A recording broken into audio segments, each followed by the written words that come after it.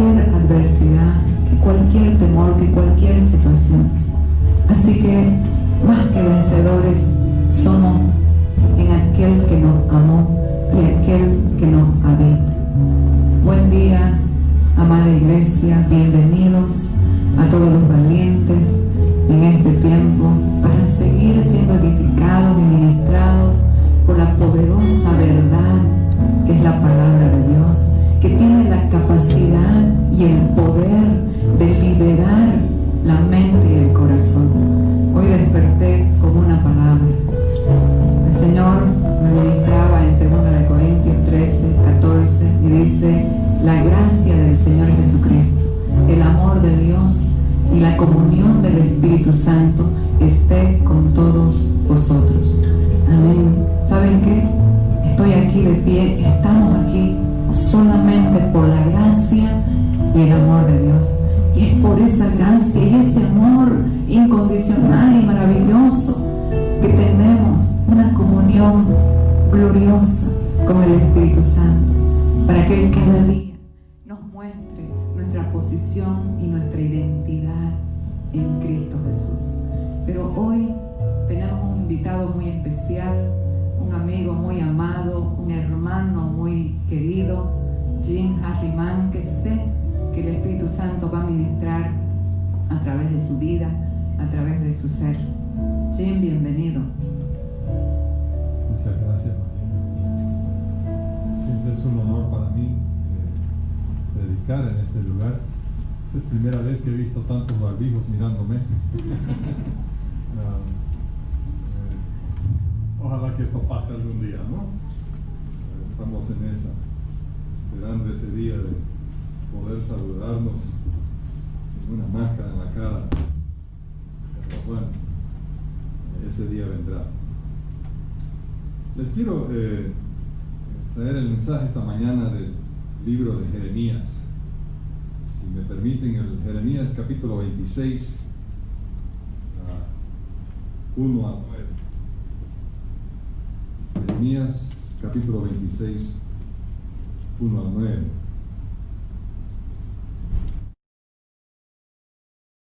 Orar antes de empezar. Señor, te damos gracias por este día. Gracias, Señor, por el privilegio de predicar tu palabra. Gracias por nuestra pastora, que es tan fiel a tu palabra. Ayúdanos a ser fiel a tu palabra esta mañana. Toca nuestros corazones, Señor, con tu palabra. Necesitamos ahorita tu Espíritu, que nos ayude. No queremos presentar una palabra de Dios al pueblo, sino que el Espíritu de Dios esté aquí.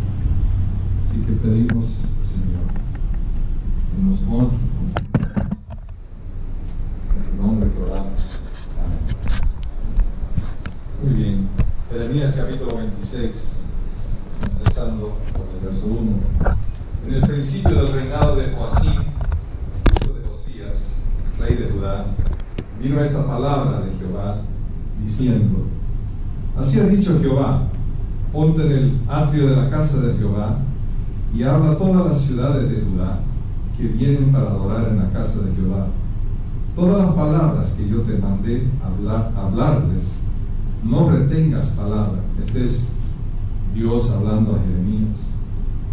Quizá oigan y se vuelvan cada uno de su mal camino, y me arrepentiré yo del mal que pienso hacerles por la maldad de sus obras. Qué interesante, ¿no? Que aquí Dios está esperando que Él se arrepiente del mal que pensaba hacer a su pueblo, o que piensa hacer. Les dirás pues: así ha dicho Jehová, si no me oyereis para andar en mi ley, la cual puse ante vosotros, para atender a las palabras de mis siervos los profetas, que yo os envío desde temprano y sin cesar, a los cuales no habéis oído, yo pondré esta casa como silo, y esta ciudad la pondré por maldición a todas las naciones de la tierra.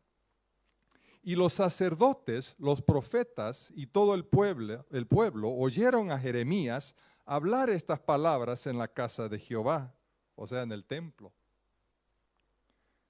Y cuando terminó de hablar Jeremías, el profeta, todo lo que Jehová le había mandado que hablase a todo el pueblo, los sacerdotes y los profetas, habían varios profetas, algunos falsos, varios falsos, y estos eran. Y todo el pueblo le echaron mano diciendo, de cierto morirás. Porque no son palabras lindas, pues, escuchar cosas negativas de tu pueblo, de tu templo, de tu Dios y todo esto, ¿no? O no de tu Dios, pero las cosas que estaban haciendo ellos. Porque has profetizado en nombre de Jehová. Por esto le querían matar. Diciendo, esta casa será como Silo y a esta ciudad será asolada hasta no quedar morador. Y todo el pueblo se juntó contra Jeremías en la casa de Jehová. Ahora vamos a doblar la página, verso 20 hasta el final del capítulo 24. Aquí hay una narración del autor. Hubo también, bueno, estos son personas que están hablando, que se levantaron. Dijeron primero en el verso 16, los príncipes y todo el pueblo a los sacerdotes y profetas. Parece que había una situación política y religiosa. Y los políticos, dos de ellos, Mequías y Moreset, hablaron y estaban diciéndoles a estos que querían matarlo, a Jeremías. Hubo también un hombre que profetizaba en nombre de Jehová, Urías, hijo de Semaías, de Kiret Jeraim, el cual profetizó contra esta ciudad y contra esta tierra, conforme a todas las palabras de Jeremías. Y oyeron sus palabras el rey Joacim y todos sus grandes y todos sus príncipes, y el rey procuró matarle, entendiendo lo cual Urías tuvo temor y huyó a Egipto. Está hablando de la historia de ellos, ¿no? Y el rey Joacim envió hombres a Egipto, a Elnatán, hijo de Acbor, y otros hombres con él a Egipto, los cuales sacaron a Urías, el profeta, de Egipto, y lo trajeron al rey Joacim, el cual lo mató a espada, y echó su cuerpo en los sepulcros del vulgo. Y aquí está nuestro versículo. Pero la mano de Ahicam, hijo de Safán, estaba a favor de Jeremías, para que no lo entregasen en las manos del pueblo para matarlo. Cada vez en cuando las Escrituras nos menciona un nombre poco conocido, y este nombre, Ahicam, hijo de Safán, que estaba a favor de Jeremías, no sabemos mucho de él. Pero aquí está mencionado en un momento crítico. Sabemos más acerca del hijo de Ahicam, era Gedalías, que fue puesto en poder por Nabucodonosor cuando invadió Babilonia a Judá, y lo puso a Gedalías en poder. Nabucodonosor lo puso a Gedalías en poder, y hay 2 capítulos dedicados al nombre de Gedalías, porque era el último gobernador, podemos decir, de Judá bajo Nabucodonosor. Sabemos entonces del hijo de Ahicam, sabemos del padre también de Ahicam, que se llamaba Safán, que vamos a hablar de él un poco. Pero es interesante que de Ahicam no sabemos casi nada. Pero para conocer a una persona en la Biblia, o en cualquier persona, aún hoy día, hay que estudiarle su familia, de dónde viene, quién es su padre, quién es su madre, quiénes son sus hermanos. Así que quiero darle un trasfondo de esta lectura bíblica esta mañana. Entonces, mirando el trasfondo, mirando el texto de la vida de este hombre Ahicam, hallamos que su familia trabajó con realeza. Josías subió al poder en 640 antes de Cristo, 54 años antes de la caída de Jerusalén a Babilonia. Estamos hablando, pero era un rey que gobernó durante el tiempo de Ahikam. Josías, quiero hablar un poquito de él. Habían 4 reyes malos que le siguieron y 2 reyes malos que vinieron antes de él. Manasés, su abuelo, era el peor de los todos. Manasés reinó por 55 años y era horrible. Horrible su reinado. Entonces el padre de Josías tomó el reino y siguió los pasos de Manasés, pero fue asesinado después de 2 años en poder. Así que Josías llega al poder en Judá, el hijo de Amón, a los 8 años de edad. Ahora era un muchacho, ¿no? Obviamente tenía consejeros a esa edad.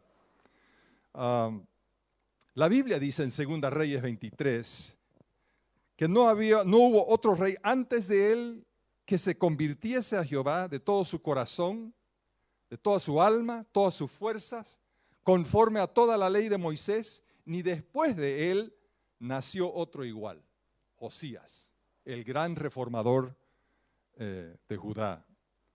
Sobresalió él como rey. Y yo me pregunto, ¿qué le hizo tan diferente a Josías en comparación de su padre, en comparación de su abuelo, el peor de todos? Al estudiarle a Josías el rey, es un hombre que me da a entender que tenía un corazón tierno ante Dios. Parece que eso era lo que sobresalía en su carácter. Era la ternura que él tenía para las cosas de Dios. Así que lo vemos en el año 12 de su reinado, a la edad de 20, él empieza a limpiar su país, deshaciendo las prácticas paganas.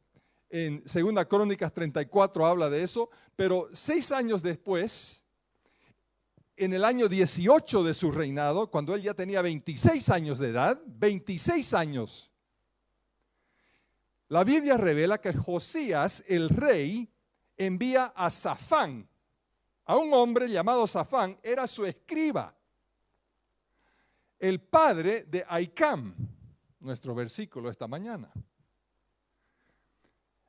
Lo mandó al templo a Hilcías, el sumo sacerdote, para contar el dinero para los que estaban haciendo mejoras en el templo y haciendo reparaciones. Entonces vemos que Safán era un oficial real de un escriba del rey. Así que Safán se va al templo para llevar a cabo las órdenes del rey. Y el sumo sacerdote, al charlar con el sumo sacerdote ahí en el templo, le dice el sacerdote: por casualidad, hallé el libro de la ley. Hay un eco aquí. Hallé el libro de la ley. En el templo, en otras palabras, halló el Torá, los primeros 5 libros de la Biblia, ¿no? Hallé la Biblia en el templo. ¿No es irónico eso? Que el pastor de la iglesia te dice: oh, hallé la Biblia. ¿Cómo que estaba predicando toda su vida? Qué triste es que cuando personas del texto están predicando todo lo que se puede predicar, menos el texto. Y eso es lo que estaba pasando aquí en Israel, aquí en Judá. El sumo sacerdote, de repente, en todas las mejoras de su iglesia, del templo, halla la Biblia. Qué irónico y qué parado. ¿Cómo vas a llegar pues al templo sin la palabra de Dios? ¿Ve la situación? La situación de Judá, ¿cómo estaba? Entonces, miren lo que pasa. Safán se vuelve al rey y reporta, ¿no? Le están dando plata a los carpinteros, a los albañiles y esto que otro, todo está bien, estamos ya repartiendo todo el dinero. Y le mira al rey y le dice, ¿qué es lo que tenés ahí debajo del brazo? Este es el libro de la ley, señor rey. ¿Y qué dice? Y Safán entonces abre el scroll, ¿no? La Biblia, léemelo. Y empieza a leer la palabra de Dios al rey Josías. Cuando escuchó el rey la palabra de Dios, dice la palabra de Dios que rasgó sus vestidos. ¡Ay de nosotros! ¿Qué nos va a pasar? Hemos levantado la ira de Dios.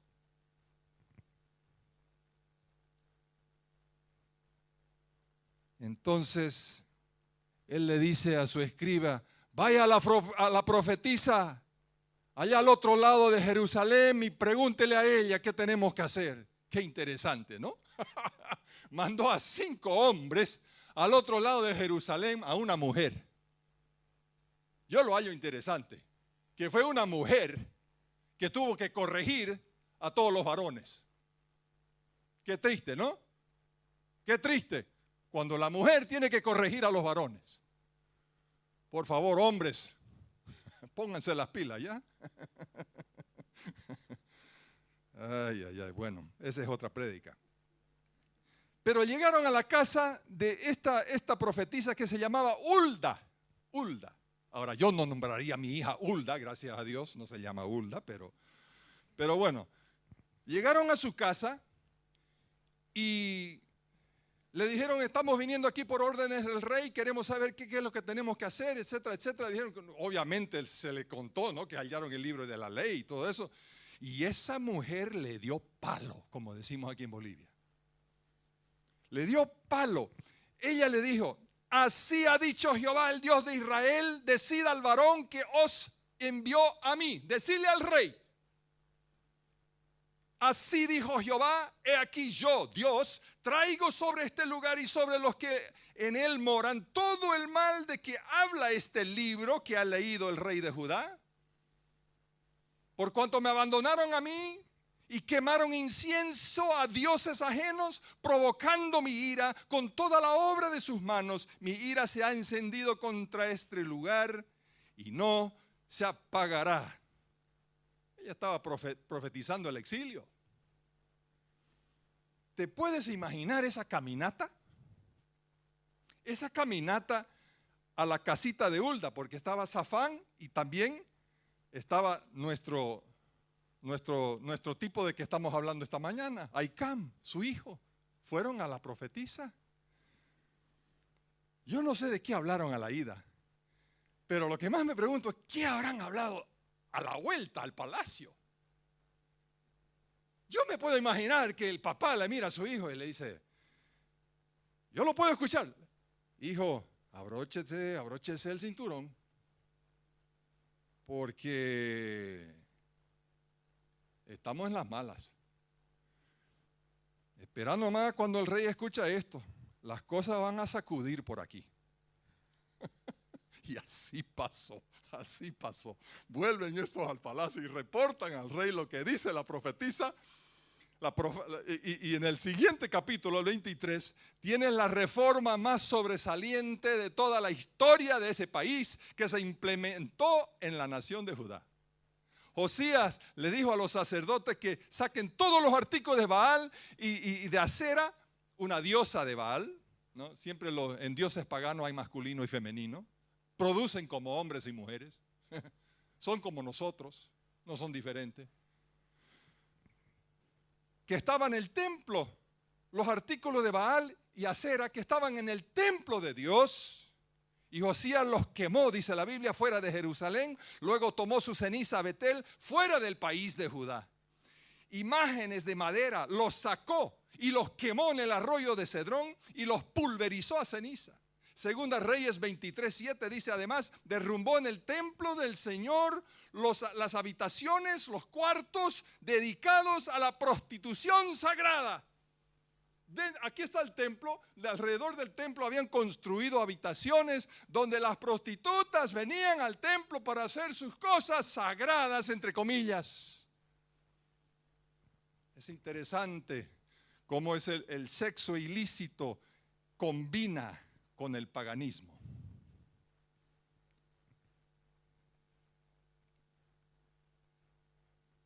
Eliminó todos los santuarios paganos de los lugares altos, eliminó el santuario donde se sacrificaban los niños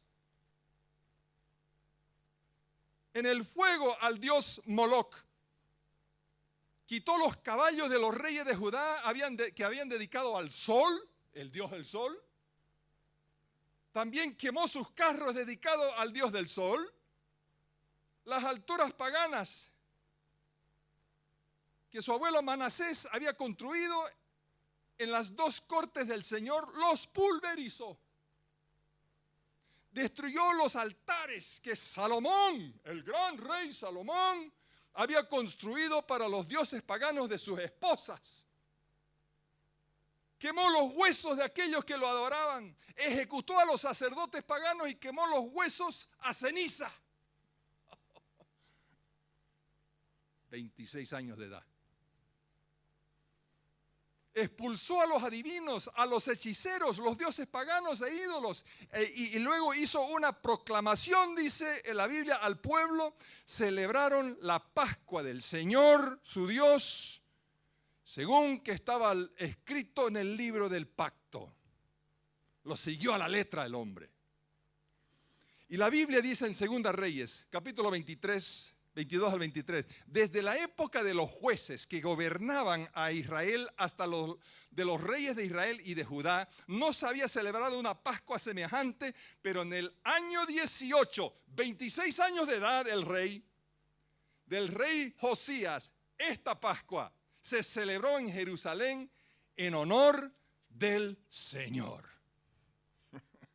No hubo rey como él antes de él, y nunca había un rey como él después de él.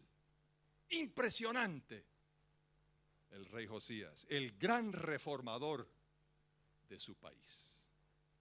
Así que en el año 622 antes de Cristo, en el año 18 de su reinado, 26 años de edad, la palabra de Dios se hizo el objeto central de su reinado y de su nación. Así como Dios lo quiso. Y así como en el día de Martín Lutero, cuando un hombre tomó la palabra de Dios con seriedad, una reforma aconteció. Tenemos que tomar la palabra de Dios con seriedad, amigos. Así que Ahicam, el hijo de Safán, un oficial real de Josías, lo vio todo. Eventos como esa te cambian la vida. No pueden suceder tales cosas durante tu vida y no te toca. Esto le cambió la vida. Era una reforma sobresaliente que él había experimentado bajo su rey. Ahora, avancemos 13 años, como hace la grabadora, ¿no? Avancemos 13 años.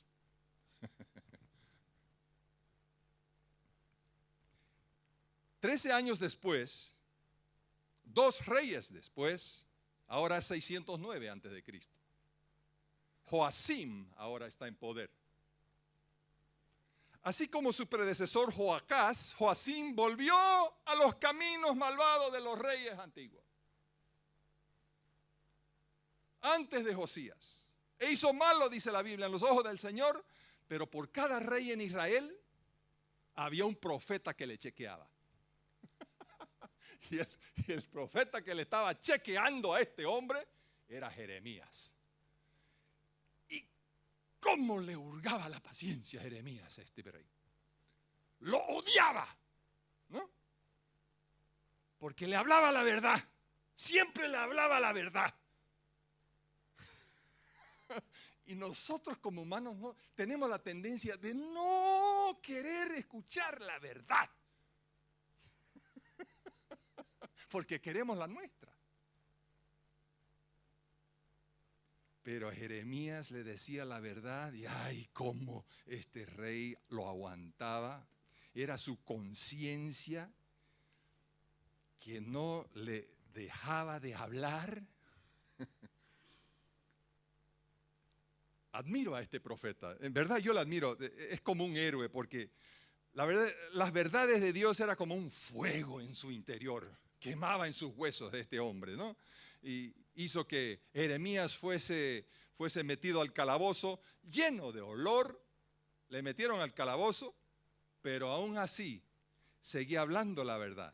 ¿Qué hacemos con un hombre como este? La palabra del Señor le vino a Jeremías, verso 2, capítulo 26. Así ha dicho Jehová, ponte en el atrio de la casa de Jehová y habla a todos los que vienen de las ciudades de Judá para adorar en la casa de Jehová. Todas las palabras que yo te mande, hablarles. No retengas palabra. Quizás escuchan y se vuelve cada uno de su mal camino. Entonces me arrepentiré. Este es Dios hablándole. Me arrepentiré yo del mal que pienso hacerles por la maldad de sus obras. Les dirás pues, así ha dicho Jehová. Así que Jeremías cumple. Se va al templo, habla contra el templo, habla contra la iglesia porque se había pervertido la iglesia. Habla contra la nación porque se había desviado, que iban a ser destruidas. Habla una maldición ante todas las naciones de la tierra, que iban a hacer una maldición a las otras naciones de las tierras. Y esas palabras no cayeron bien a los judíos que estaban en poder. No cayeron bien a los judíos religiosos, los sacerdotes, los profetas falsos. Y cuando terminó de hablar, dice la Biblia, Jeremías, todo lo que Jehová le había mandado que hable al pueblo, los sacerdotes y los profetas y todo el pueblo le echaron mano diciendo, de cierto morirás. Y aquí está nuestro texto. El verso 24, 26, verso 24. Pero la mano de Ahicam, hijo de Safán, estaba a favor de Jeremías para que no lo entregasen en las manos del pueblo para matarlo. ¿Cómo me ha captado la atención ese versículo? Un hombre contra la muchedumbre.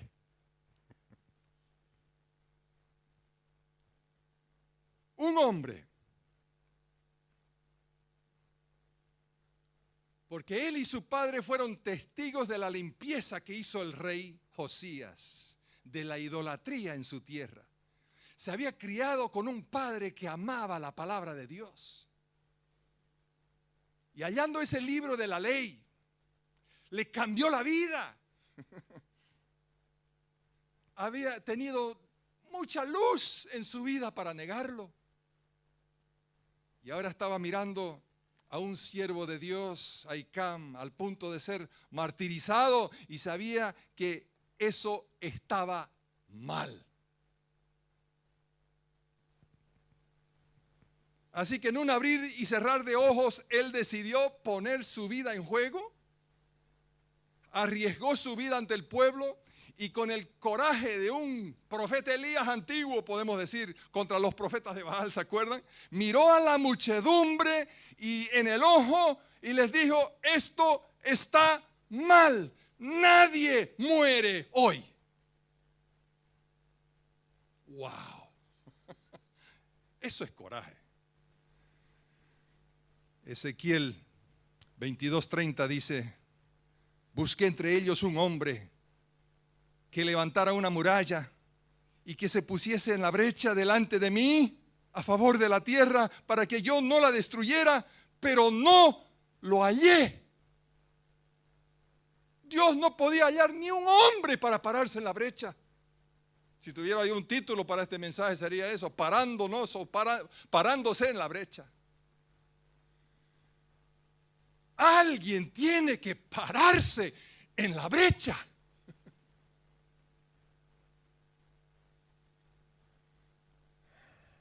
No sé si he dado esta anécdota aquí, María, seguro me la vas a recordar si lo he dicho, pero va tan bien con este mensaje, lo voy a repetir, me van a perdonar. Uno de mis héroes en la historia del mundo, si ustedes han visto la película Amazing Grace, es Divina Gracia, se trata de un británico que se llamaba William Wilberforce, y él era amigo de John Newton, el que escribió el himno Divina Gracia. Él era un político, William Wilberforce. Cuando llegó a la edad de joven, el comercio de los esclavos estaba a todo dar en el Imperio Británico. En 1759 él nació y una fuente declara que al final de los 700 los ingleses estaban capturando a los africanos al tono de 35,000 a 50,000 personas anual y transportándolos a las Antillas en el Caribe. Y fue una práctica que duró desde el siglo XV hasta el siglo XIX, por siglos. Aproximadamente 12 millones de personas fueron capturadas a través de esos años, encadenados juntos, metidos como sardinas en los buques veleros, se morían de disentería y cualquier otra cosa que el viaje de los 2 meses y medio en alta mar a las Américas. Era una práctica horrible. Se parecía a todo lo que hacía Hitler con los judíos. Este era el mundo en el cual nació Wilberforce. Empezó su carrera como político a la edad de 21, cuando llegó a ser miembro del Parlamento. Y 4 años después se fue de vacaciones a la edad de 25 a la costa azul de Francia con su madre, con su hermana y con un profesor de él que se llamaba Isaac Milner. Isaac Milner era un cristiano y ellos leyeron un libro juntos en esa vacación. En inglés se llama The Rise and Progress of Religion in the Soul, sería el subir y el progreso de la religión en el alma. Lo leyeron juntos mientras que viajaban y le apuntó a Wilberforce en la dirección correcta, pero todavía no se había entregado a Dios. No era, por decir, no era cristiano todavía.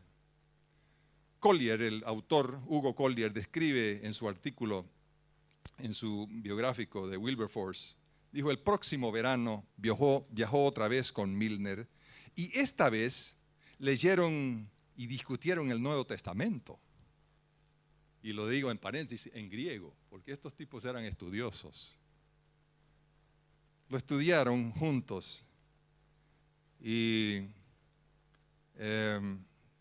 dice este autor que Wilberforce llegó a un entendimiento que si no se arrepentía y confiaba en Cristo, perecería eternamente. Fue en la época de la Pascua, en 1786, que Wilberforce llegó a una seguridad total de su fe. Se entregó a Cristo. Le cambió la vida. Esa experiencia de fe le dio una brújula, le dio un norte en la vida. Y con el apoyo de su amigo Juan Newton, el que escribió Divina Gracia, el famoso autor de ese himno, se quedó él en la política. porque él ya pensaba salirse, pero no había muchos cristianos en la política en su tiempo, lo menospreciaban, ¿no? Y empezó él a luchar contra las maldades de su día. Era un hombre pequeño, Wilberforce, no era un grandote, yo casi mido 2 metros. Aquí está Wilberforce, ¿no? Era un pequeñito, pero qué hombre. Empezó a luchar contra las maldades de su día, específicamente contra el comercio británico de los esclavos africanos. Así que en 1789, él y un colega, Thomas Clarkson, presentaron 12 propuestas ante el Parlamento contra el comercio de esclavos. Y fue rechazado. Así nomás. En 1791, 2 años después, presentó otro proyecto de ley contra el comercio de esclavos, rechazado. 1792, el siguiente año, presentó otro proyecto de ley contra el comercio de esclavos, rechazado. 1793, rechazado. 1797, rechazado. 1798, rechazado. 1799, otra vez presentó, rechazado. 1804, rechazado. Pero el 24 de febrero de 1807, escribe Collier, son antecitos de las 4 de la mañana, dice él. Hay un gran entusiasmo en la Cámara de los Comunes. La mayoría de la Cámara está de pie aplaudiendo, pero hay un hombre sentado, cabeza inclinada, con lágrimas de emoción por las mejillas.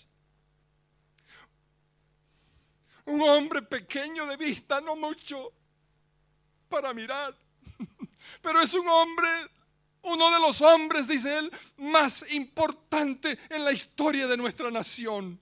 Su nombre es William Wilberforce.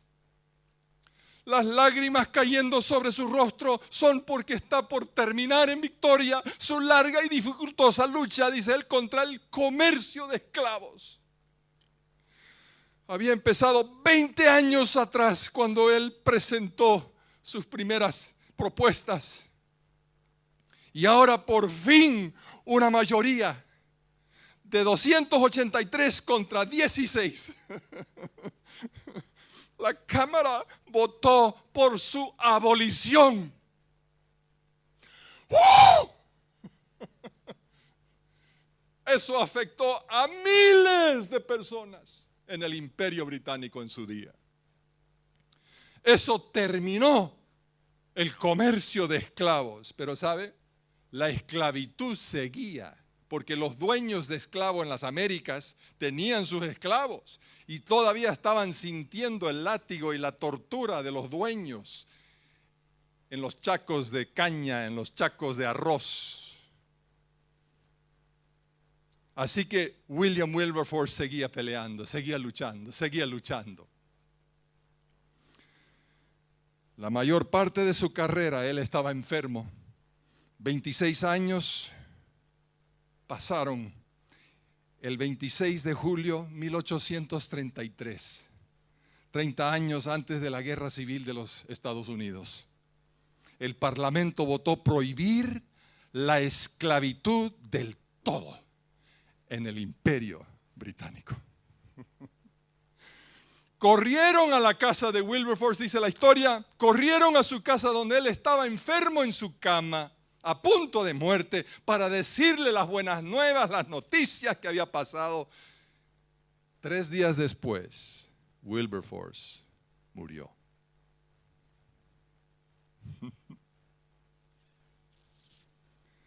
Tenía una causa. Oh, cuánto necesitamos una causa.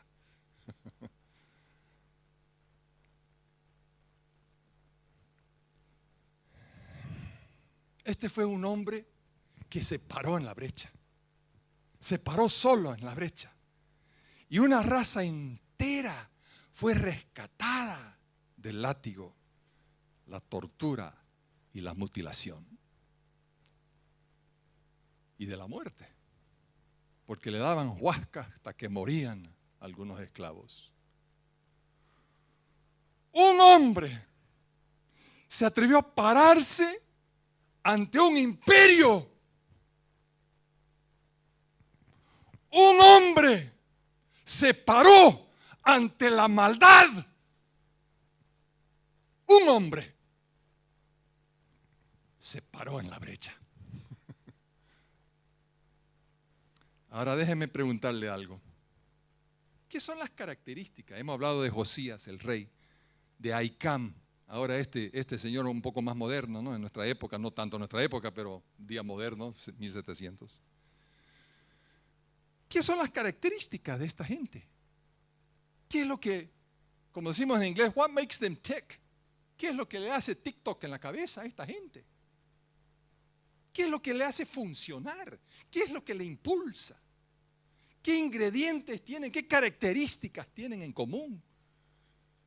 Yo creo que un ingrediente de todo esto es valor. Yo creo que tenemos que decir eso, ¿no? Valor. Eso requiere valor.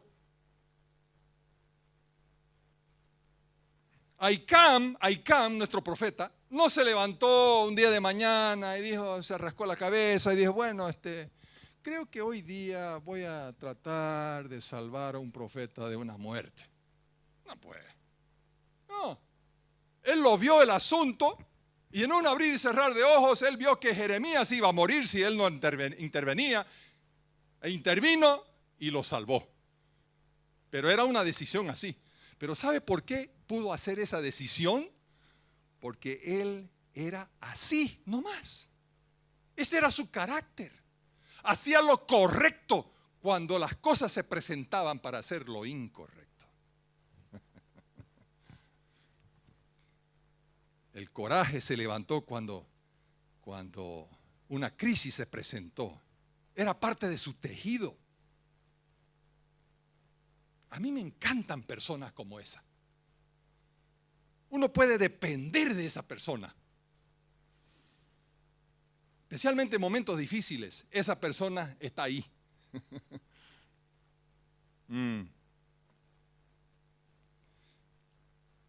Siempre hablan la verdad. Uno puede contar con ellos, que seguirán a Dios, venga lo que venga. Tienen el valor de hacer lo correcto. David lo expresó bien en el Salmo 15, es impresionante. Hizo la pregunta a él: Jehová, ¿quién habitará en tu tabernáculo? ¿Quién morará en tu monte santo?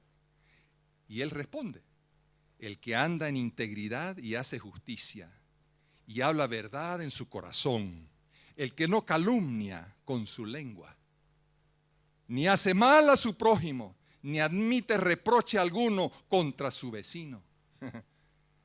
Aquel a cuyos ojos el vil es menospreciado, pero honra a los que temen a Jehová. Y escuche esto: el que aún jurando en daño suyo, no por eso cambia. La Nueva Versión Internacional dice que cumple lo prometido aunque salga perjudicado. Hace las cosas bien aunque le duelen. No miente porque es correcto no mentir aunque le duele. Aunque pierde su salario en el banco. No miente. Es un hombre que te dice la verdad. Dame personas así y cambiamos al mundo, hermanos. Personas que dicen: yo me paro, voy a hacer la verdad, sea lo que sea, aunque me duele, lo voy a hacer. Imagínense nuestros países, ¿cómo estarían si tuviésemos personas así en poder? ¡Wow! Sería un cielo.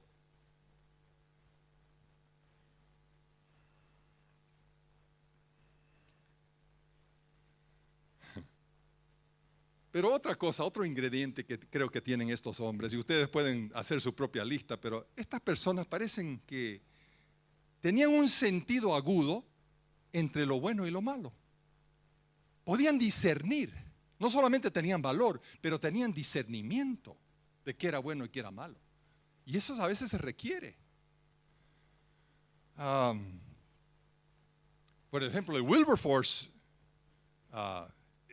es algo impresionante. Él sabía, para él era obvio. Pero caramba, tenemos miles de personas aquí esclavizados. Eso no está bien. Son personas. Y se paró y dijo, no, una voz en el Parlamento. Una voz. Pero seguía gritando y seguía gritando. No se dejaba. Pero todas estas personas es como que tienen ese discernimiento. Pero hay un tercer ingrediente también que pide la atención. Es un hilo en común, creo, en todas estas personalidades que hemos mencionado. ¿Qué impulsó a Josías, por ejemplo, a hacer lo que hizo? Ya en la historia lo miramos atrás, calificado como el rey que reformó a su tierra, sobresaliente, más que todos los otros reyes en todo Israel, Judá, lo que sea. Ahicam, lo mismo, se paró ante la muchedumbre para salvar a un hombre. Wilberforce hizo lo mismo. Estas personas, en un momento en su vida, la palabra de Dios se le vino y lo tomaron en serio. Ese es el otro ingrediente. Una persona no hace estas cosas sin que Dios es algo real en su vida. Si estás pretendiendo ser cristiano, voy a hacer lo bueno, ok, voy a hacerlo. Venga la presión, ¿eh? Venga la presión. La tentación es protegerte, la tentación es esconder lo que tú tienes. La tendencia es engrandecerte y hacerte ver bien a todos los demás, cuando toda tu vida es una burrera. Pero deje que la palabra de Dios penetre al corazón del ser humano en su profundidad y esa persona cambia. Cambia. Y hay una diferencia y esa persona entonces puede marcar una diferencia en la sociedad. Porque Dios mora en él o en ella. Martín Lutero, puede ir a su propia lista, haga su lista. Martín Lutero, Juan Wesley, Francis Asbury, el contraparte de Juan Wesley en las Américas, en los Estados Unidos. Ese hombre, 482,000 kilómetros a caballo predicando. Predicó 16,500 sermones, María. Por toda la costa de las colonias de los Estados Unidos. Hudson Taylor se fue a la China. Era un fundador de escuelas, 125 escuelas cristianas. Millares de personas vinieron al cristianismo por ese misionero. William Carey, el padre de misiones. Si usted estudia misiones, es el padre de misiones. William Carey se fue a la India, tradujo la Biblia, creo, en 40 diferentes lenguajes. El hombre se dedicó a la palabra. Era un erudito. Adoniram Judson, otro que se fue a Birmania. ¿Cómo sufrió ese hombre? Sus dos esposas. Primera esposa se murió, se casó de nuevo, segunda esposa se murió. Luego, con su tercera esposa, él en Birmania de misionero, le metieron en la cárcel.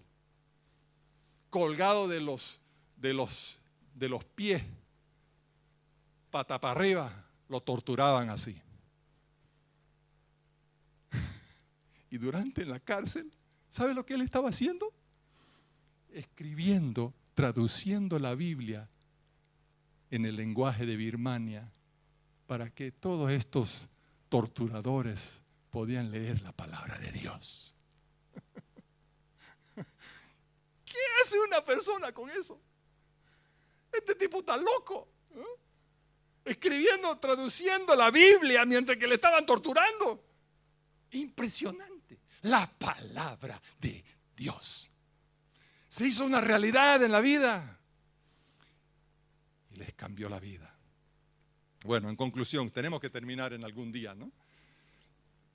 Así que vemos que lo único que sabemos de Ahicam son estos dos pasajes de escritura. Uno donde hizo esa caminata a la profetisa y el otro donde detuvo a una muchedumbre para proteger el profeta.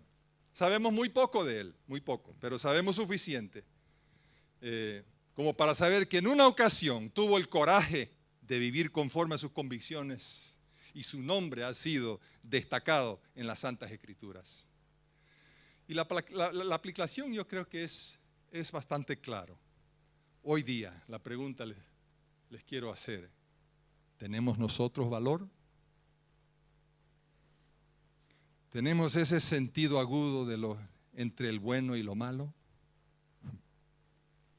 Tal vez no vamos a defender a un profeta en los precintos del templo, como hizo este hombre. Pero ¿sabe? Cada vez que usted se para lo correcto, simplemente porque es lo correcto, usted está parándose en la brecha. No tenemos que ser Superman para hacer esto, no tenemos que ser grandes héroes, solo seguidores de Dios, y Dios te pondrá en la brecha. Nos paramos por la verdad, simplemente porque es bueno y es correcto, aunque nos duele. Pero la pregunta, creo, más enfocado es: ¿hemos sido nosotros arrestados por la palabra de Dios? Verdaderamente, ¿me ha tocado el corazón? Cuando hablo eso, pienso yo en los 60 millones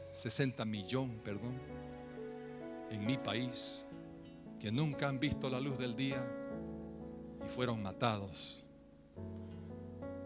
Hemos matado más de 60 millones de niños en mi país desde que se legalizó en 1973 por la Corte Suprema 5-4, una corte dividida. Usamos el aborto como un anticonceptivo en los Estados Unidos. No me gusta, lo mato. No me gusta, lo mato.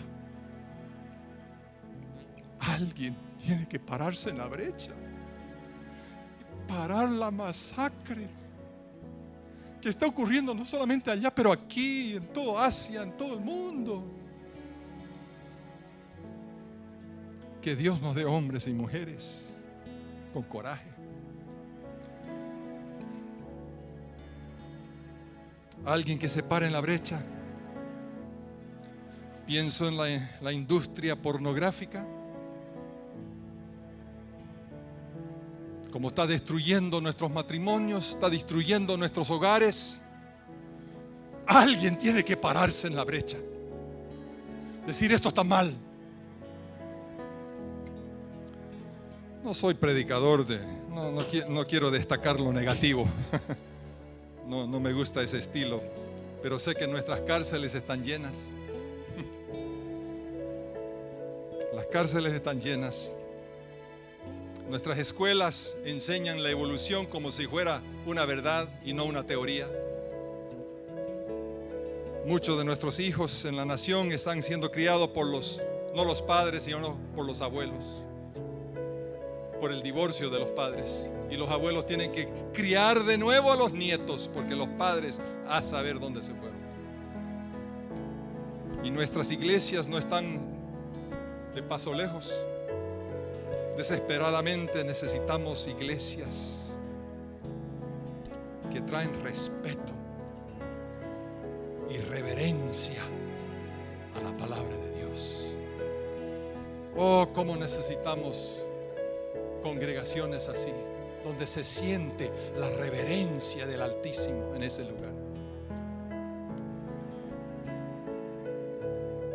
Necesitamos que alguien se pare en la brecha para hacer lo correcto simplemente porque es correcto.